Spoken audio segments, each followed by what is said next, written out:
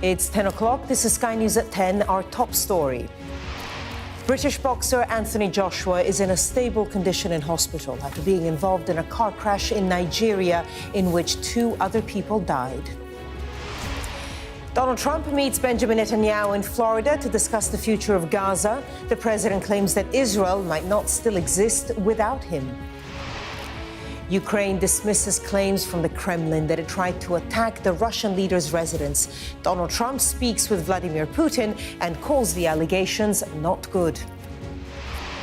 Police confirm a mother and 2 young children have died in a house fire that broke out on Boxing Day. A review into information failures, but the government says it will not deport a British-Egyptian activist over offensive social media posts.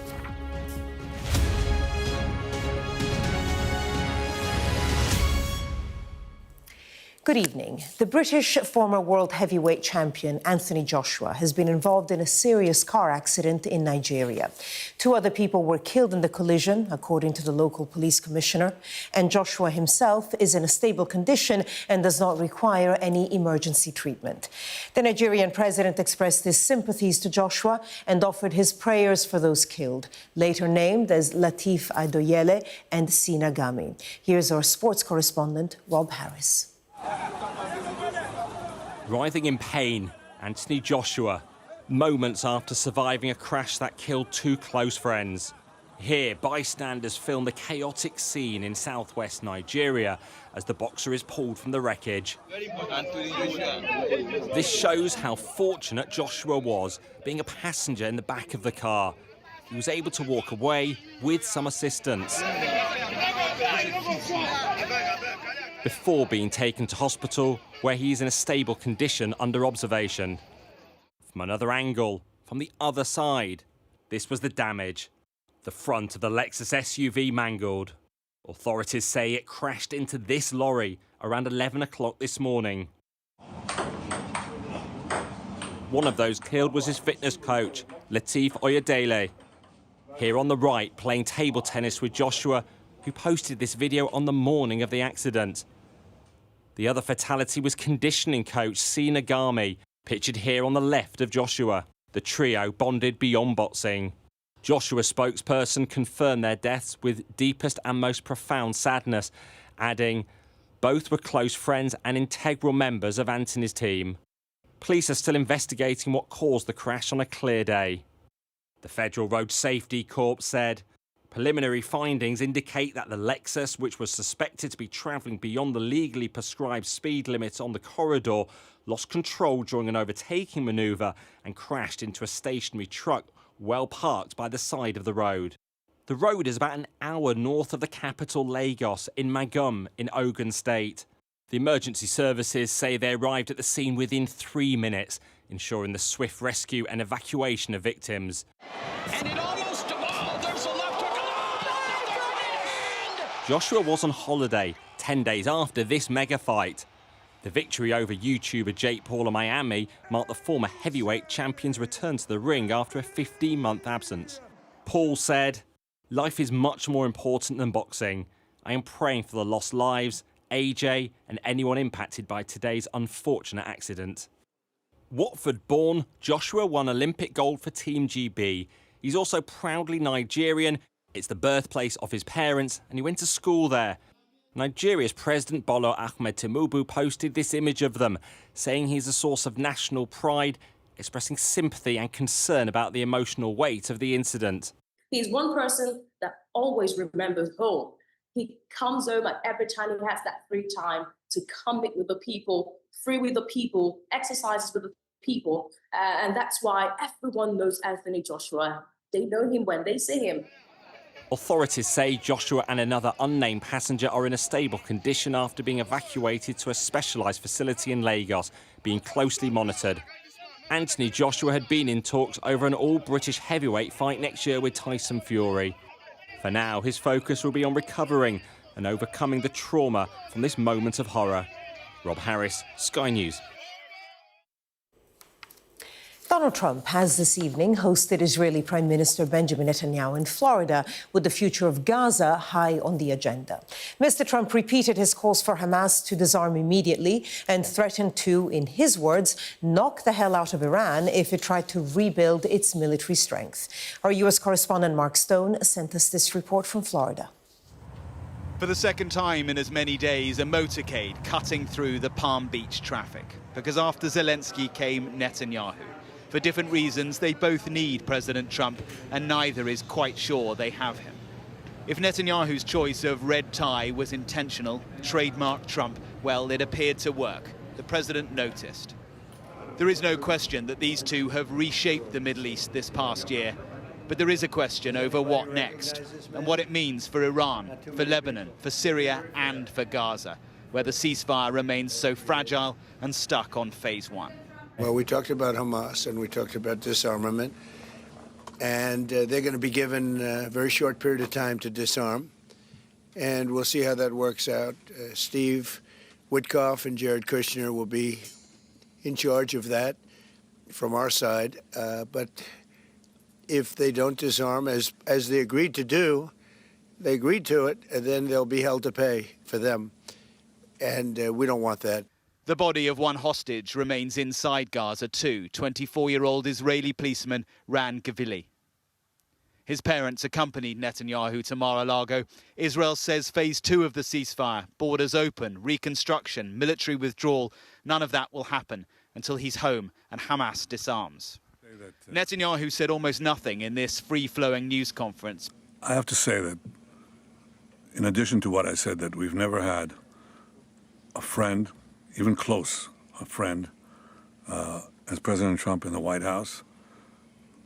I think he's been extraordinary in his friendship and his support for Israel, his principled positions, his willingness to just cut through and get to the essence of things. But then he didn't come here to speak. Yes, he does want Trump to focus on Iranian and Hezbollah rearmament, but he also came here for himself, ahead of a year when he hopes to be pardoned by the Israeli president for his corruption trial, and he hopes to be re-elected. So he came here for comments like this. He's a wartime prime minister who's a hero. How do you not give a pardon? You know, I think it's a very hard thing not to do it. I spoke to the president, and it's on, I mean, he tells me it's on its way. Mr. President, can't do better than that. For what it's worth, there's nothing normal about an American president telling an Israeli president that he should pardon the country's prime minister. In Gaza, this is what President Trump's ceasefire looks like. With terrible weather, aid and shelter is desperately needed. The border remains closed, and the Israeli military ever present. I'm just looking at what your defense minister said. Israel Katz said, we are deep inside Gaza and we will never leave Gaza. That doesn't sound like you're holding up your end of the commitment. We are actually holding up to our end of the agreement. Well, you're not if you never leave Gaza. The government is led by the Prime Minister, and the Prime Minister speaks on behalf of the government. And the government have made clear that we are committed to President Trump's 20-point plan. But key to that plan is Hamas being disarmed. And so broadly, it does feel like Netanyahu got what he came for here. He got Trump to say that it's all Hamas, not Israel, that's holding up progress on Gaza. He got Trump to say that he would hit Iran again if it rearms. And he got Trump to heap praise on him. Intriguingly, though, on settler violence and Israeli construction in the West Bank, there was divergence. Trump concerned about that, and that's significant. And so another convoy rolls on, the conclusion of another day of Trump's Floridian diplomacy. Mark Stone, Sky News in Palm Beach. Well, before meeting Mr. Netanyahu, Donald Trump had what was described as a positive phone call with the Russian President Vladimir Putin. But Mr. Trump was later drawn to respond to claims from the Kremlin that Ukraine had tried to attack the Russian leader's residence overnight, an allegation dismissed by President Zelensky as a lie, but described by the U.S. president as not good. Here's our international correspondent, John Sparks. It is an extraordinary assertion, a claim about a Ukrainian attack that could destroy the peace process. Senior Russian officials say Ukraine launched 91 long-distance drones at one of Vladimir Putin's homes. No evidence has been provided, but the Kremlin says its negotiating position will change. These the words of the Russian foreign minister. Данная акция была совершена в ходе интенсивных переговоров между Россией и США по урегулированию украинского конфликта. Подобные безрассудные действия не останутся без ответа. Russia's determination to fight is plain to see. Addressing his generals in Moscow, Vladimir Putin sounded like a man bent on victory. The liberation of Donbass and Kherson is being carried out in stages, in accordance with the plan, he said. Troops are confidently advancing. They are breaking through enemy defenses. Something of a contrast, this, with the mood in Florida, where President Trump invited Volodymyr Zelensky for peace talks. And the Ukrainian leader, for one, looked happy to be there. Reflecting an increasingly difficult position on the battlefield, the Ukrainians are prepared to make compromises, and both men seemed happy with the results. Our meeting was excellent. We covered, somebody would say 95%. I don't know what percent, but we have made a lot of progress. We had really great discussions on all the topics, and we appreciate the progress that was made by American and Ukrainian teams. But there's one issue here that's particularly difficult to solve: Russia's claim on the region of Donbass. The word agreed is too strong. I would say not agreed, but we're getting closer to an agreement on that. Zelensky can't sign away his own territory. The Ukrainian public won't accept it, a point that Trump seemed to understand. Later, Zelensky made the point on American television. It will be big risks for Ukraine, not acceptable by Ukrainians, but they will, just personally, and referendum will not be positive. The trip to Trump's winter residence, something of a success for Zelensky and co. The Americans have listened and engaged, and that's a problem for the Russians. The Ukrainian and American positions grew closer. That's a problem for Putin because he does not want an end to the war. So that's why you've got this story today that the Russians claim Ukraine tried to bomb Putin's residence. I expected Russia to find some reason not to say yes to the proposals coming from the U.S.-Ukraine talks in Mar-a-Lago. This seems to be the ploy they're using. Whether or not it's a ploy, the war goes on. And from the window of a tower block in Kyiv, the prospect of a peace settlement doesn't seem very realistic. Trump said he didn't like the sound of an attack on Putin's residence, but that's something Ukrainians live with every single day. John Sparks, Sky News. Well, our U.S. correspondent Mark Stone joins us now from Florida. And Mark, we're going to come back to the Middle East in just a moment. But first, what are your reflections on what we heard from Donald Trump tonight on Russia and Ukraine? Well, precisely to what John was just talking about there, this issue of the attack on one of Putin's homes. Trump was asked about whether he knew about that, knew any detail, and he said yes. And he said that it was Putin who had told him about it. And the framing of his answer seemed to suggest that he was taking Putin's word for it, and that Putin was saying this was Ukraine, whereas of course the Ukrainians are saying it wasn't them. It is lies, so say the Ukrainians. They're suggesting it is some sort of a false flag operation to derail the whole thing. So you get a sense there, as we have done throughout the course of all this, that Trump is appearing to trust Putin in a way that just staggers Europe, staggers Ukraine, because they believe you cannot trust him one bit. And remember, in his first presidency, it was Trump who took the word of Putin over his own CIA. And Mark, going back to the Middle East now, Benjamin Netanyahu, of course, was meeting with President Trump. Gaza high on the agenda. Did you hear anything that suggests that either side is ready to proceed to the next phase of Donald Trump's ceasefire plan? No, to be honest. It seems very clear that the Israelis are holding firm to the fact that Hamas has still got one hostage, the body of a 24-year-old policeman, and they are holding that body. Now, Hamas has claimed that they don't know where his remains are, and if they did, they would return them. But the fact that that hostage has not been returned means that Hamas has not, in Israel's eyes, stuck to its commitments in phase one. It hasn't disarmed as well. So therefore, the Israelis are saying, look, we're not going to move to phase two. And it appears as though Donald Trump is taking the Israeli side on that one, putting all the pressure on Hamas to stick to its commitments and no pressure on Israel to stop bombing, which it continues to do. 400 Palestinians killed since the ceasefire took hold in October. That is far fewer than during the war, but it is still a significant number and not to be dismissed in any way. But I don't see any sense of moving in a wholesale way to phase two. That doesn't mean that there aren't disagreements, that the Americans are not putting big pressure on the Israelis to start allowing rebuilding of Gaza, even though we're not actually into phase two. But don't hold your breath. This Gaza ceasefire is fragile and it is stalled. Mark Stone with the latest there from West Palm Beach in Florida, where that meeting took place. Mark, thank you.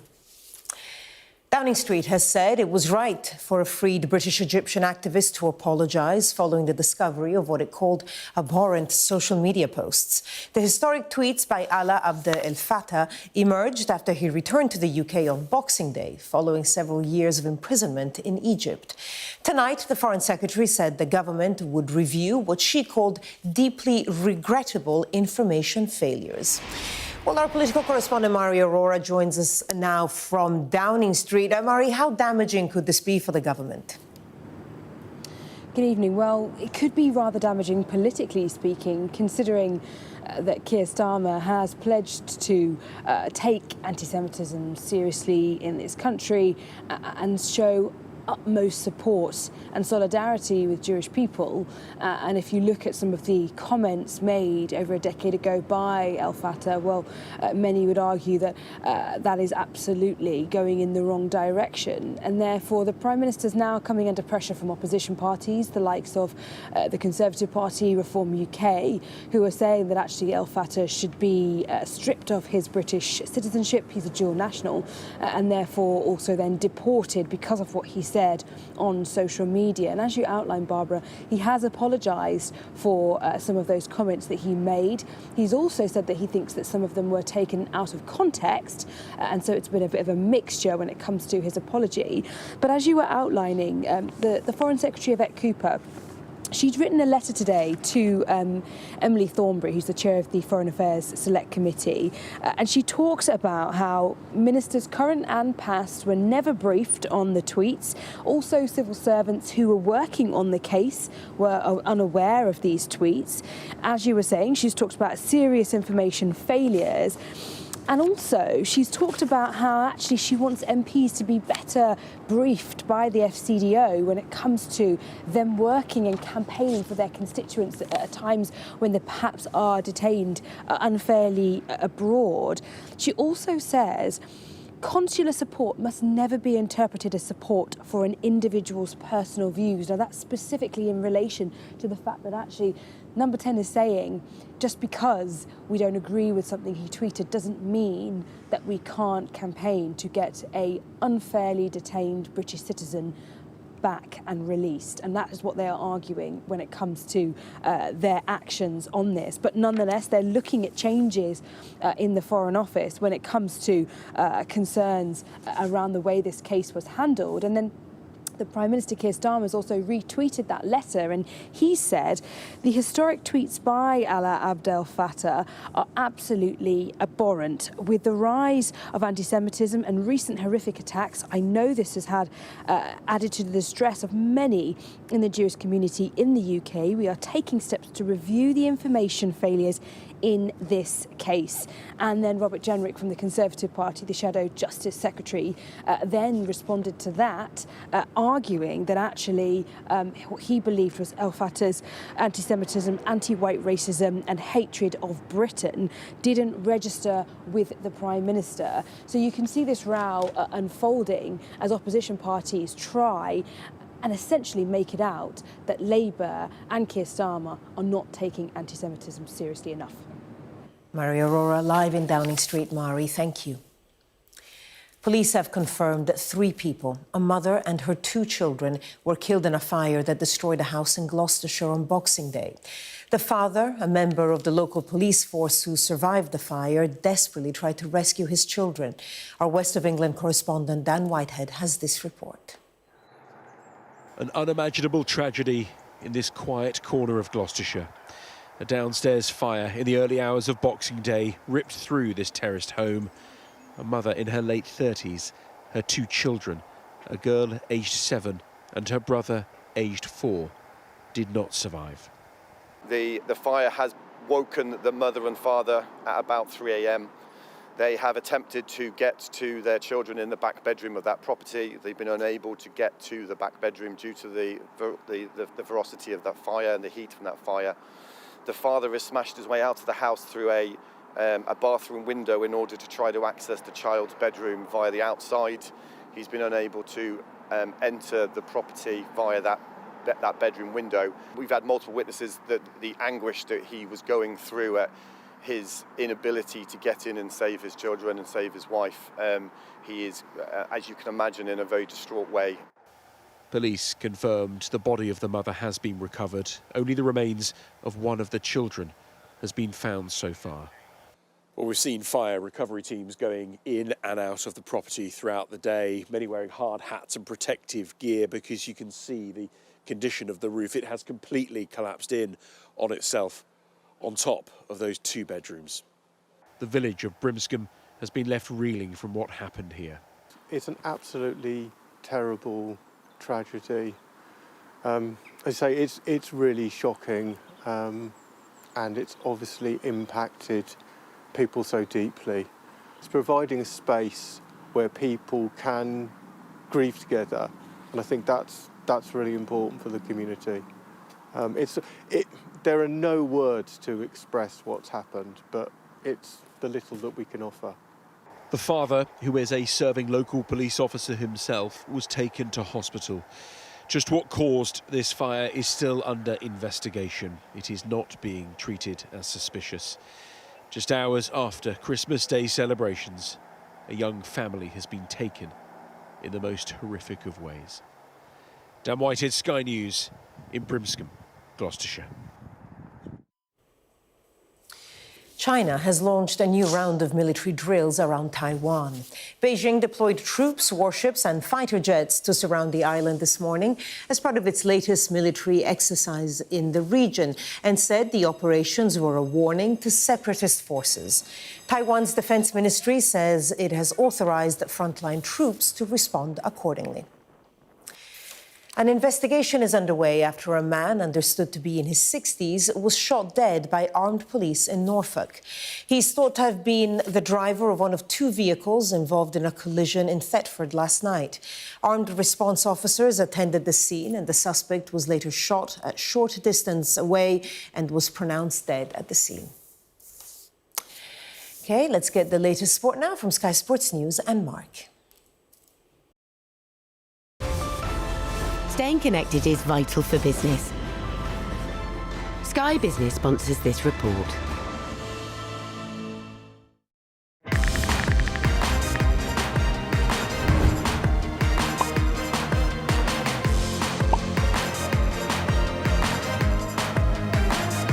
Sky Mobile sponsors the transfer window on Sky Sports News.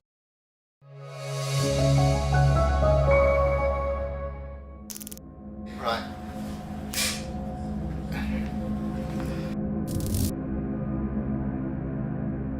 Jimmy Floyd Hasselbank was all smiles with his teammates today, but his future still seems somewhat uncertain. Honest, I'm just sick and tired of this. The number that was put before me was 50% more than our highest paid player at the time. Jimmy had the feeling, do they really want me here? My determination was not to sell Jimmy to that particular club. It made me look bad in front of the fans. It was not necessary.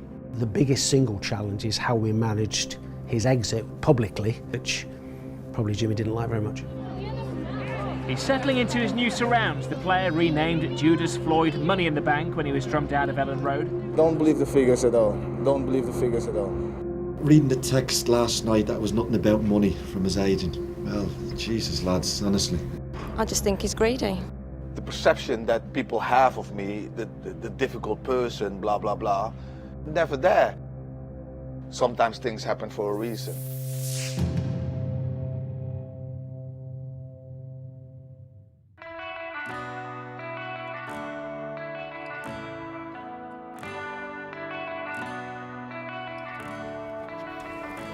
Another day, another summer signing. The delightfully named Gerald Floyd Hasselbank from Boa Vista. Jimmy to his pals. Have you heard about people like Billy Bremner and Norman Hunter and things like that? No. You never heard of them? No. You'll find out about them. Yeah, I will find out, but I never heard of them, no. They tell me you put Jimmy. They call you Jimmy and that's it, is that right? Yes, they call me Jimmy in Portugal and that's it. I think in the beginning of the season I'm gonna learn about the English football. But I want to make the best of it and score so much goals as possible. Well, he finished second top goal scorer in Portugal, so he looks as if he's a finisher, which we were lacking goals last season. We'd been out to look at Bruno Ribeiro. We signed Bruno Ribeiro and Jimmy Floyd Hasselbank. It was £2 million and he was an unknown. And you think to yourself, is that money well spent? Nobody had heard of it. Sky Business sponsors this report. That was Sky News at 10. The press preview is up next. When we come back, I'll be joined by the political commentator Adam Bolton and the journalist and broadcaster Daisy McAndrew. Welcome both. Stay with us for a first look at the New Year's honours list and tomorrow's front pages.